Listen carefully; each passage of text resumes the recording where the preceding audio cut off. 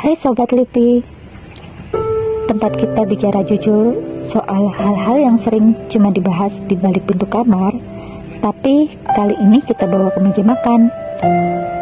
Pernah nggak sih kalian dengar cerita, atau mungkin ngalamin sendiri? Suami kerja, iya, nafkah lancar, alhamdulillah. Tapi begitu suami tahu tabungan istri mulai tebal, atau gaji istri naik, tiba-tiba ada kalimat, "Sayang, uang kamu bagi dua dong buat cicilan ini." Atau, "Kan kamu punya uang sendiri, kok masih minta aku?" Pertanyaannya, apakah ini bentuk kerjasama tim yang sehat? Atau justru eksploitasi halus atas nama rumah tangga? Di episode hari ini, kita bakal bedah tuntas kenapa suami yang sudah menafkahi masih melirik dompet istrinya, dan gimana cara kita pasang batasan tanpa harus memicu pertengkaran. Stay tune.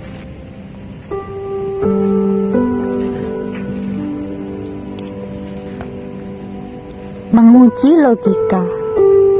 Pertanyaan tentang batas kewajiban. Ketika suami bilang, "Kamu kan ada uang, pakai uang kamu dulu ya buat kebutuhan X." Istri bisa bertanya, "Kalau seandainya besok aku berhenti kerja atau aku nggak punya penghasilan lagi, apakah kebutuhan kali ini tetap harus terpenuhi? Kalau iya, berarti itu tugas siapa?" Tujuannya mengingatkan suami bahwa kebutuhan rumah tangga adalah tanggung jawabnya yang bersifat permanen, sementara pekerjaan istri bersifat pilihan atau opsional. Pertanyaan tentang status kepemilikan atau aset. Jika suami minta uang istri untuk membeli barang besar seperti cicilan mobil atau renovasi rumah, aku bersedia bantu, tapi supaya adil, apakah nama di sertifikat atau BPKB-nya atas nama aku? Karena ini kan pakai hasil jerih payahku sendiri. Tujuannya mengetahui apakah suami benar-benar ingin bekerja sama atau hanya ingin memanfaatkan uang istri untuk aset pribadinya.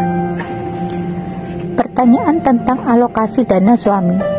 Jika suami minta uang istri, tapi dia sendiri masih punya sisa uang untuk hobi, boleh aku tahu uang nafkah yang harusnya buat kebutuhan ini dialihkan kemana? Apakah ada pengeluaran kamu yang lebih mendesak daripada kewajiban rumah tangga kita? Tujuannya melakukan audit halus. Suami seringkali merasa berhak atas uang istri hanya karena dia ingin uangnya sendiri tetap utuh untuk kesenangannya. Pertanyaan tentang prinsip agama atau hukum.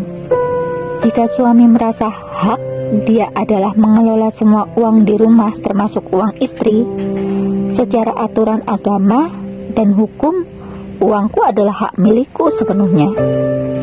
Menurut kamu, apa yang membuat kamu merasa berhak atas hasil kerja keras yang aku lakukan dari pagi sampai sore? Tujuannya membawa diskusi kembali ke koridor aturan yang sah, menghadapi perasaan dengan fakta hukum. Pertanyaan tentang value atau nilai kerja istri. Jika suami meremehkan dan merasa istri wajib berbagi, "Aku bekerja juga sambil mengurus rumah dan anak. Kalau uangku harus masuk ke rumah tangga juga, lalu apa kompensasi atau bantuan yang bisa kamu berikan untuk mengurangi beban kerjaku di rumah?" Tujuannya menekankan konsep double burden.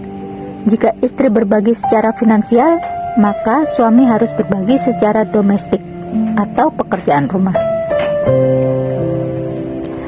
Tips dan trik menjaga dompet dan harga diri. 1. Terapkan strategi 3 rekening. Jangan campur semua uang di satu tempat. Berikan visualisasi yang jelas kepada suami.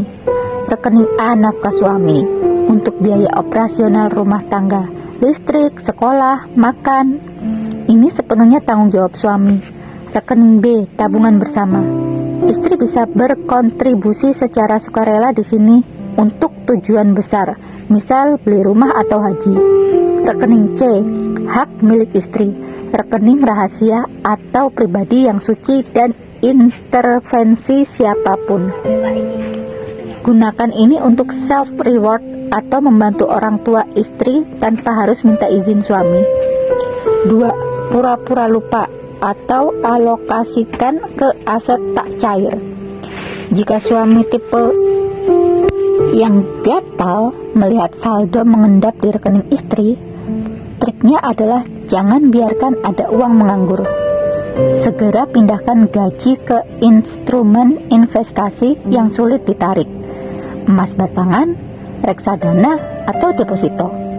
Ketika suami bertanya atau minta uang, istri bisa menjawab dengan jujur namun tegas. Uangnya sudah masuk ke tabungan pendidikan anak jangka panjang, nggak bisa diambil sekarang. 3. Jual lelah bukan hasil.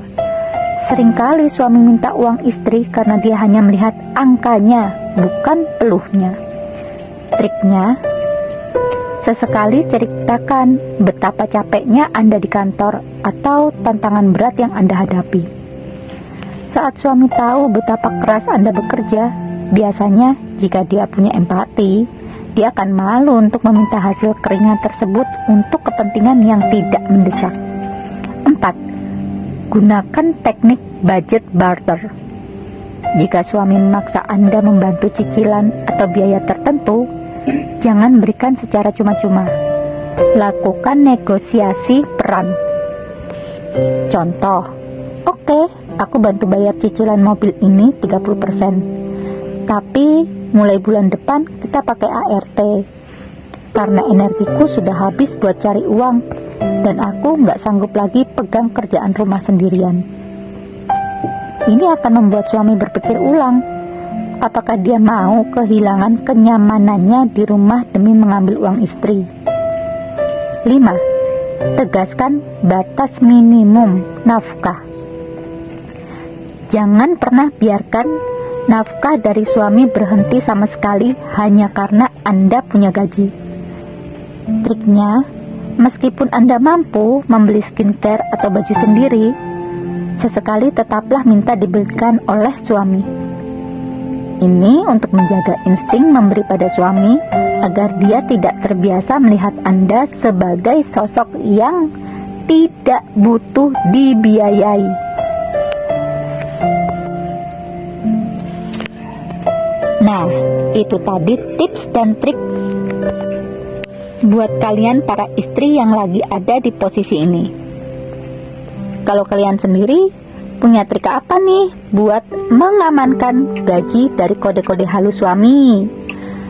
Atau mungkin ada suami yang punya alasan kuat kenapa harus berbagi uang istri? Sobat Livi, kita sampai di penghujung obrolan hari ini.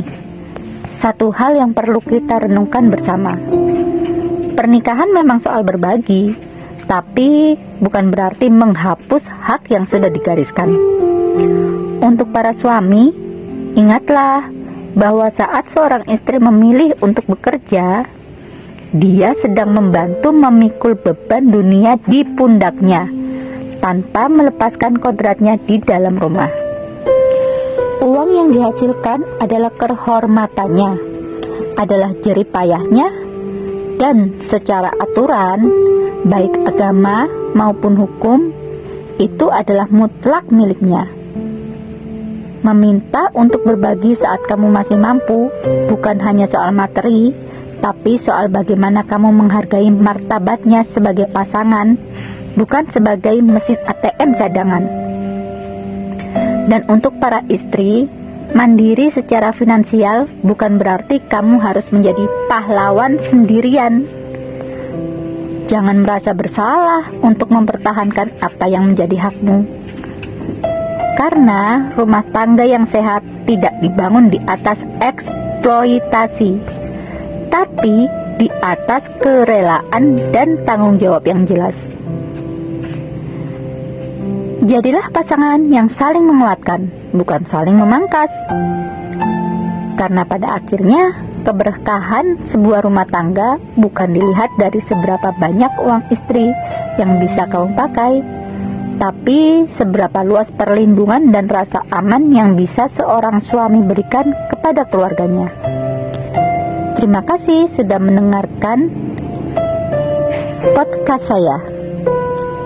Saya Livi, sampai jumpa di episode selanjutnya. Keep your heart full and your boundary strong. Bye-bye.